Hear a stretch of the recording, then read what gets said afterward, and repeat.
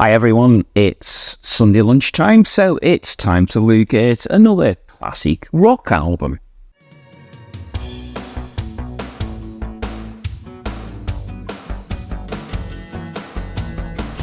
Now today I'm reviewing the 1975 High Voltage album by the legendary AC/DC. Specifically the Australasia release to Australia and New Zealand only that came out. Now, it was their debut album and really a toe-in-the-water test, as there was also an international version that came out in 1976. But I'll come back to that later. Our brothers Angus and Malcolm Young had put the group together in 1973 with Aussie jazz bassist Larry Van Crient and drummer Colin Burgess, who played with the Master's Apprentice band. Whilst born Dave Evans was the short-lived original lead singer, but was replaced by Bon Scott as the band moved away from that glam rock start to a more hardened edge in their musical direction. Scott himself came from Scotland originally and was the lead singer for the first 7 albums, up to and including Highway to Hell in 1979.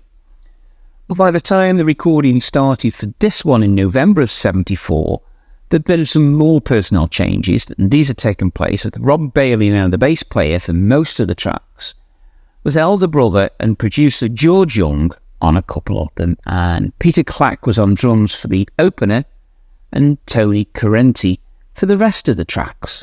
Despite the restricted release geographically, the album was a 5-time platinum seller, with record sales of 350,000 units. Critically, AllMusic said of them that they were a very young band who were still coming into their own at the time. And that process of self-discovery is what makes the original version of High Voltage both the most inconsistent and unique of all the Bon Scott albums, end quote. So it was recorded in November in 1974, in the Albert Studios in Sydney, and released on the 17th of February 1975 via EMI Records.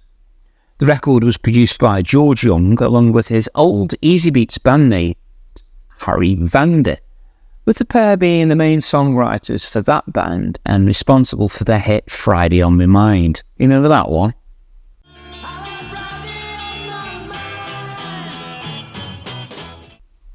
Now, older brother George was impressed with his siblings' musical skills and recalled in a 2000 edition of VH1's Behind the Music that really all of a sudden the Kid Brothers were still the Kid Brothers, but my God, they knew how to play. There was no sort of do they have it or don't they have it. It was really obvious that they had something. It's fair to say that this first album was still very much a work in progress, as the band was still honing their sound and trying to move away from what was clearly viewed as a glam style to the band's original early music. Now, in Clinton Walker's book Highway to Hell, The Life and Times of AC legend Bon Scott, he quotes Angus saying that it, i.e. the album, was actually recorded in 10 days between gigs, working through the night after we came off stage and then through the day. I suppose it was fun at the time, but there was no thought put into it. So there was this glam theme on this album. This was quickly eradicated in future projects as they mutated into more of a riff-based hard rock sound that most are more familiar with. Angus saying again, I think the 60s was a great time for music, especially for rock and roll. It was the era of the Beatles, of the Stones, and then later of the Who and Led Zeppelin. So when Malcolm put the band together, it was obvious that was what was missing at the time, another great rock band, unquote. The cover for the album was simplicity in itself, with a dog pictured peeing against an electric substation. It was created by Chris Gilby of Albert Productions, based on an idea really from Angus. He said, it's so tame now, but back then we thought it was pretty revolutionary. How times change though. The track list for the album is as follows. So side 1 consists of Baby Please Don't Go, She's Got Balls, Little Lover, and Stick Around. Side 2 is Soul Stripper, You Ain't Got a Hold on Me, Love Song, and Show Business. The opening track is a cover of the Big Joe Williams classic Baby Please Don't Go, and Baby, please don't go back to New Orleans, I love you so. Was chosen to be the band's first single on a double A side with Love Song. We were invited to perform the track on the Australian pop show Countdown. The appearance gaining legendary status as it featured Scott singing the track dressed as a blonde schoolgirl of all things. I'll put a link to that performance down below. So it's a nice cover of an established song and gets the album off to really a good start. She's Got Balls follows and is a heavily guitar-laden track that was written as the result of Bon Scott's wife challenging him to write a song about it. The story is that She's Got Balls was the result. Now, a short time later, she divorced Bon, presumably on the strength of this song, though. Now, the track has a driving and pulsating beat to it and is a great rocker. Track 3 is Little Lover, and this reminds me a lot of the late great Alex Harvey and the sort of track he used to write and record.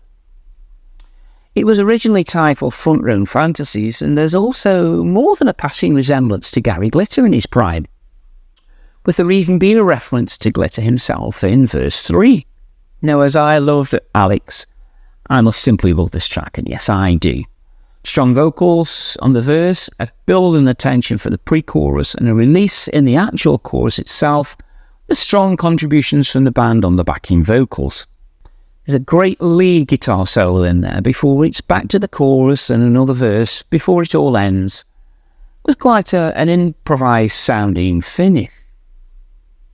First side ends with Stick Around, and boy, this is a track that is a warning about a relationship going south and what signs to look out for.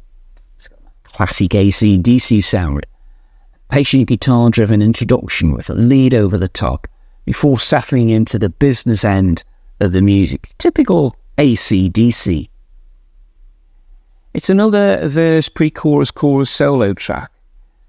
I like the style, but I will be looking for a bit of variation on side 2, as this might get a little bit repetitive. So that said, side 2 starts with Soul Stripper, which was a piece written by Malcolm and that short-lived lead singer Dave Evans. Remember him from the start of the video we were talking about? This song was originally called Sunset Strip. Now, it's a track about blindly following temptation that takes the form of a woman. It often does. She may be real, she may be a metaphorical lady, and one's about allowing yourself to be controlled and or manipulated. Now, as I listened to the song, I pictured the woman myself being Eve for some reason. I may well be way off there. There's a lovely extended introduction to this one, and Scott's vocals begin at around the 2-minute mark. This is the variety I've been looking for. There's a tremendous instrumental break between the 4 and 5 minute mark and another to play the track out. This is a great track. Track 2 on side 2 is You Ain't Got a Hold on Me, and this is a lighter sounding song altogether that again is a warning of the worries of manipulation. But this time, our potential hero seems to have it all under control, hence the title. There's another excellent solo in there before repetitions of the chorus, and then we're out. There's a bit of a slower tune next called Love Song, open brackets, OG, close brackets. This is a completely different kind of introduction to this one with exquisite guitar arpeggios. That again is the variation I was looking for. Scott sings the verse supported with a lead from the guitar, going into a very simple chorus, repeating the line OG. So this was part of the double A side that was released with the opening song, and it was indeed Baby Please Don't Go that proved the more popular, and it's really easy to see why. I didn't like this one at all. The album ends with Show Business, which is a straight rock and roll track, not deviating really from that classic format. 4-line verse or a 4-line chorus. Throw in a couple of guitar solos, and this is a classic way to finish this debut album off. Now, the overall theme of the song revolves around the trials and tribulations bands can go through in pursuit of their passion and the contrasting fortunes between those in control of the industry and those talented individuals who struggle to make ends meet. The album generated a number of positive reviews. The feeling was positive towards the band, though, but a general belief that the material, although pleasant, was not yet the strongest. I felt the first side was repetitive, but the second side was much better. Enjoyed that side. Bon Scott's vocals struck the right chords, and the guitar of Angus, high of quality. The writing was quite basic at times, though, but overall it's a very pleasant debut. My favourite track is a side 2 opener, Soul Stripper, whilst the worst song for me is Love Song, which just doesn't work on this album. I'm sorry, it didn't do it for me. Let me know your thoughts on the best and worst tracks on this album in the description below, as well as any suggestions for future Sunday Lunch classics. If you've got this far, thanks very much for watching, and until next time, I'll see you all later. Bye for now.